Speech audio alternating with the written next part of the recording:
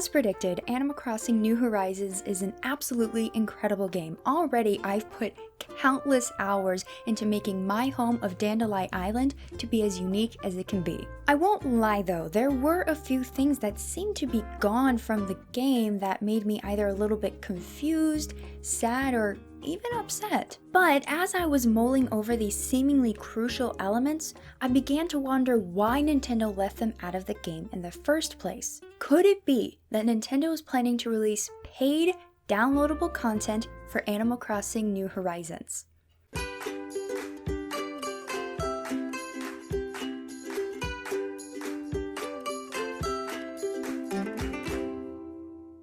Hey y'all, I'm the Geek Apprentice, and oh my gosh, I am just continually astounded by this game. It is breathtakingly beautiful.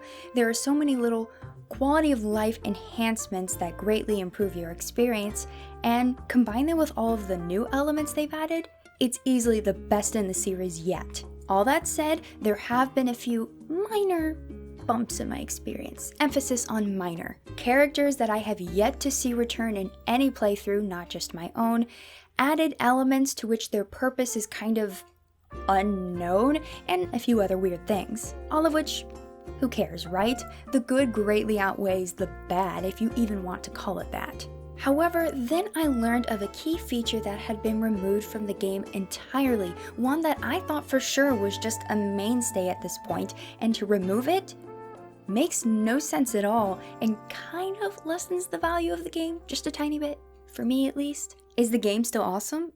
Duh. But this one missing feature, it's not upsetting really, it's odd.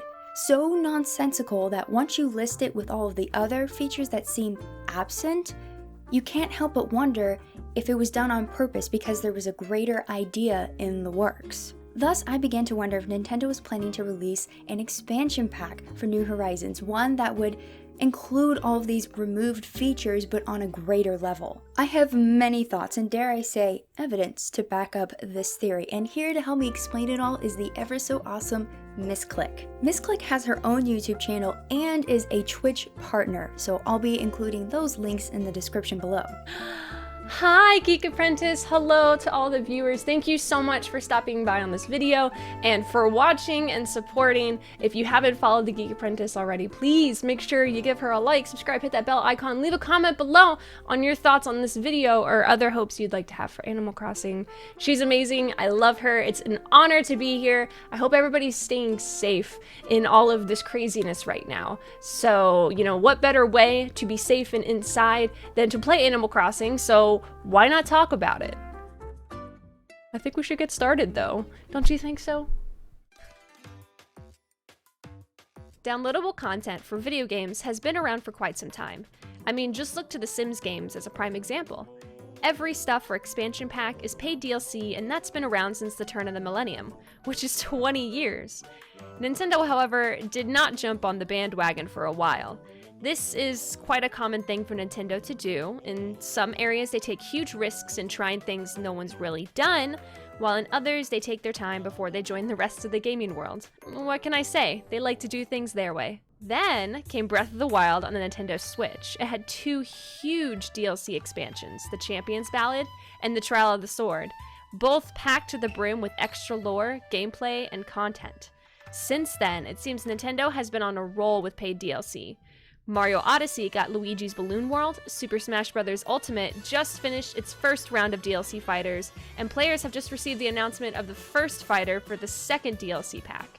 And even Pokemon Sword and Shield, they're getting 2 DLC expansions of their own.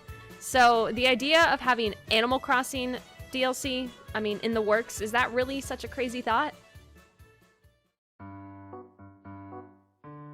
While Pocket Camp was a weird in-between Animal Crossing game, you know, not a full mainline title, but also a little bit more than a side game, one cannot deny its influence on New Horizons. Most likely, Pocket Camp has been like a minor testing ground for certain ideas. With the way the Switch is, Nintendo can add new content to our islands at any time. It's easy. They've already told us how there will be special events coming up beyond just the ordinary toy day or fishing tourneys. You get the idea. Seriously, shortly after I began writing this script, Nintendo released that mini direct which showcased some of those updates. Remember when Pocket Camp did that special fishing tourney in honor of Splatoon 2's DLC release? Yeah, I could see them doing something similar with New Horizons. My point is, getting to add new games and features to New Horizons in a sort of paid expansion pack of sorts is a very sane thought to have when you consider how Pocket Camp has been managed, in addition to how Nintendo has been loving the idea of paid DLC for all of their most beloved franchises. Zelda, Mario, Smash, Pokemon, which yes is technically Game Freak, and now possibly Animal Crossing. As aforementioned, Nintendo has already told us that they will be providing updates which include extra content. However, note that we're saying paid DLC or expansion packs, not just software updates that throw in a few extra events. What could a pack of paid DLC for Animal Crossing New Horizons include? Honestly, the sky is the limit on this one. But let's look into what already seems to be absent from New Horizons and how they could be incorporated into an expansion pack. To be sure, they could leave New Horizons just as it is, and I personally would be perfectly content. So when I say I have issues concerning these missing elements from the game, I use that in the most loose and innocent way possible. So with that, let's continue. In previous videos, I have mentioned how I worry that some of my favorite NPC Animal Crossing characters have been nixed. Although a couple of them seem understandable given some of the new elements brought to New Horizons, there are others that I thought for sure would return that just haven't, or at least no one I talked to has seen them. So who are some of these characters and what could they bring to New Horizons? Cap'n and his family. Cap'n has been around since the beginning of Animal Crossing, and in New Leaf, we got to experience him in a whole new way.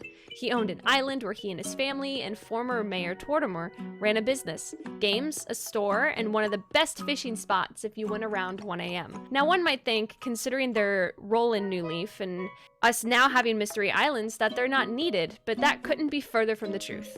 Cap'n has donned multiple hats throughout the Animal Crossing series, so he couldn't be done just yet. I imagine if we got paid DLC, Cap'n and his family would likely make a splash with their return. And possibly, hopefully, Mayor Tortimer too.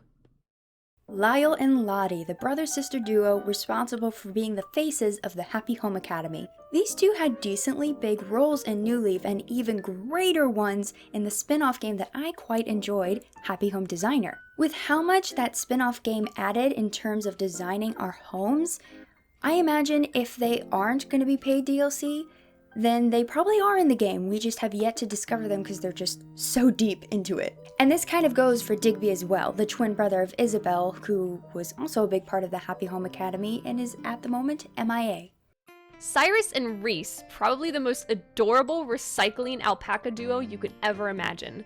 These two were introduced to us in New Leaf, where their shop was all about recycling and redesigning your furniture and other goods. Considering we can do all of this on our own in New Horizons, are they needed? Perhaps they won't return doing exactly what they did previously, but they have been shown in some sticker packs for New Horizons, so we can guess that they're in fact returning. We just don't know in what capacity. As long as they're coming to our island at some point, I think we'll be good. They're kind of fan favorites after all. Harriet and Shampoodle. If you've seen any of my recent Animal Crossing videos, then I'm probably going to sound like a broken record with this one. I love Harriet and her salon Shampoodle. Sure, I did hate all the weird enigmatic questions that required you to look up a guide to get the hairstyle you want, but she's just so cute. A pink poodle? Please let her return. I've said it before and I'll say it again, she could bring so much in terms of hairstyle and colors. Ombre, highlights, glitter, rainbow, styles themed after certain Nintendo characters. The possibilities are endless. So I do hope she gets to have a return in any form of DLC, paid or not. Now, that list of characters is by no means exhaustive, so if you would like to hear my thoughts on more characters I thought should return, then just click the card here to see that video. As weird as some of them could be, the musical capabilities of the gyroids, gyroids, however you say it, were super fun to mess around with. Back in City Folk, you could even collect them and give them to Brewster to store for you in case you ran out of room in your house. But in New Horizons, they're nowhere to be found. They weren't in Pocket Camp either. The only one we've seen is the talking Lloyd, who's just there to take donations for infrastructure developments. Just another element from the Animal Crossing series that's greatly missed and hopefully will come back to us soon. This is a quick little issue, if you will, but can someone please explain the significance of Harvey's Island? I mean no disrespect, but what's the fun in taking random pictures in a random house with random amiibo characters you have? I think his role in New Leaf was a lot more fun, but hey, this might be an area where Nintendo will add more features down the line. Right now, he and his island just seem barren and lacking in true purpose, but perhaps Nintendo just has not revealed his full potential yet. I'm open. Speaking of Harvey, notice how big his house is? How large each room is? That's just how large our houses used to be able to grow. Or used to grow to. This was the big concern mentioned at the beginning of the video. If you've watched different Animal Crossing footage, you'll notice that after you make the final payment on your home, your main room is more a size medium than large. The side rooms are all small, and both the attic and the basement they're all just sorts of elongated mediums. It's an interesting layout, and it's cool to have something other than square rooms, but a lot of longtime fans want those huge rooms in return. In fact, they're pretty necessary. If you accumulate a ton of themed furniture, it would be a shame not to be able to display all of it the way that we had planned. Don't get us wrong, we love that we can place items outside, but that doesn't mean we won't need all the space that we can get inside the house, especially when you consider the plethora of new items, amazing items, in this installment.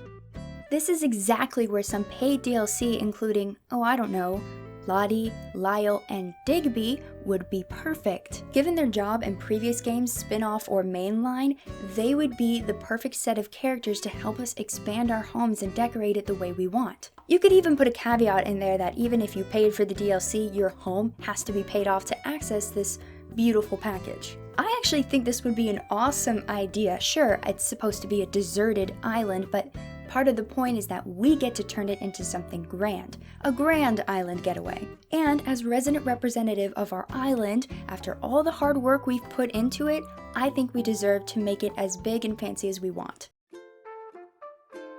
In conclusion, when you look at Nintendo's recent history with paid DLC, how Pocket Camp was used and modified, and just the sheer amount of characters and content we have yet to see, but hold incredible possibilities, it just makes sense that Nintendo could be planning to release a nice big Animal Crossing expansion pack for us. How long will it be? That's anyone's guess, but it could be 6 months, it could be a year, a couple years, but certainly we believe that they are coming. At least there's a pretty good chance of it. Thank you so much again to the Geek Apprentice for having me on and doing this lovely video on a game that we all love so much.